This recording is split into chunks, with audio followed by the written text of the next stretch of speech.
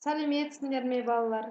Мен Алматы облысы Панфилов ауданы Шоқан Уәлиханов атындағы орта мектептің бастауыш сынып мұғалімі Нұрмұханова Ұлтуар Бекарысқызы боламын. Бүгін сендермен қазақ тілі пәнінен 1-98 аптадағы 1 сабағымен танысамыз. Сабағымызды бастамас бұрын бейнефильмге назар аударайық. Вики, бері кел! Вики, бері кел деймін. Дана, сен сөздерді дұрыс айтпай қате сөйлеп тұрсың. Қате? Аға, мен Вики бері кел деп айттым. Ол сөздер солай жазылады. Иә, жазылуы бойынша дұрыс. Бірақ сөздердің айтылуы мен жазылуы барлық уақытта бірдей бола бермейді. Қатесіз сөйлеп, қатесіз жазу үшін мен саған дыбыс үндестігін үйретейін. Сөз бен сөздің, түбір мен қосымшаның арасында қатар келген дыбыстардың бір-біріне ықпал етіп, дауыссыз дыбыстың көрші дыбыспен өзара үндесіп айтылуын дыбыс үндестігі дейді. Вики, бері кел. Ал мынау басшы болып айтылады. Бірақ жазуда түбірлер сақталып жазылады. Ал қатаң Қ, К, П дыбыстарын аяқталатын сөздерге дыбыстарынан басталатын қосымшалар жалғанғанда Қ, Ға, К, Г-ге, П, Б-ға ауысады. Және дыбыс үндестігі бойынша түбірі сақталмай жазылады.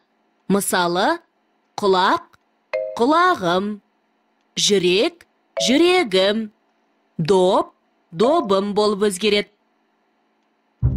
Мен де осылай жазып жүрмін, бірақ дыбыстардың өзгеріп кеткенін байқамаппын. Осы бейнероликтен көргендеріңдей, бүгінгі біздің сабағымыздың тақырыбы дыбыстардың үндесуі. Уақыт туралы не білемін? Сабағымыздың мақсаты сөз ішіндегі қатар келген дауыссыз дыбыстардың өзара үндесуін білу. Бірінші тапсырма. Сөздер тізбек әдісі бойынша берілген уақыт ұғымдарын көрсететін сөздерден мақал құрастырып жаз. Және мақалдың мағынасын ашу. Да, қымбат, алтыннан, уақыт, ел, елу, жаңа, жылда. Жазып болсақ жауабымызды тексеріп көрейік балалар. Уақыт алтыннан да қымбат. 50 жылда ел жаңа. Жарайсыңдар, сендер де осындай мақал құрастырды деп ойлаймын. Ендеше осы мақалдағы бірінші мақалдағы қымбат сөзіне назар аударайық. Айтылуына және жазылуына. Айтылуда қымбат, жазылуында қымбат. Яғни қандай дыбыстар өзгеріске түсті балалар? Не себепті деп ойлайсыңдар? Ендеше өздеріңді бағалау терезесі бойынша бағалап өтеміз. Маған бәрі де түсінікті болды.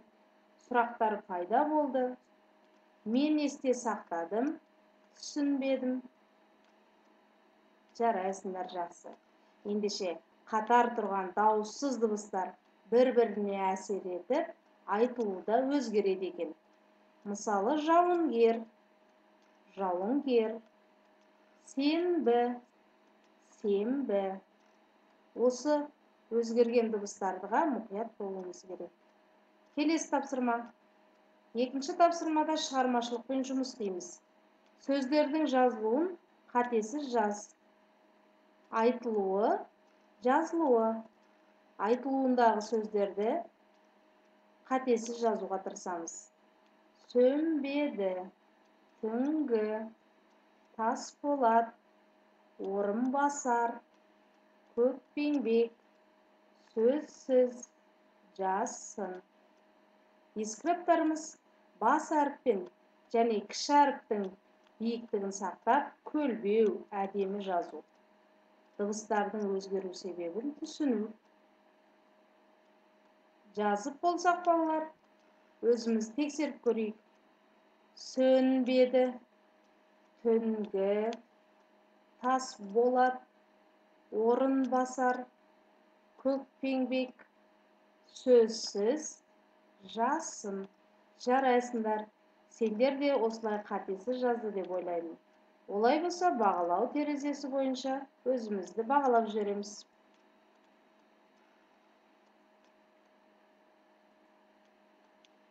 Менің жетістігім кері байланысы бойынша өзімізді осы сабақтағы алған біліміміз бойынша бағалайық.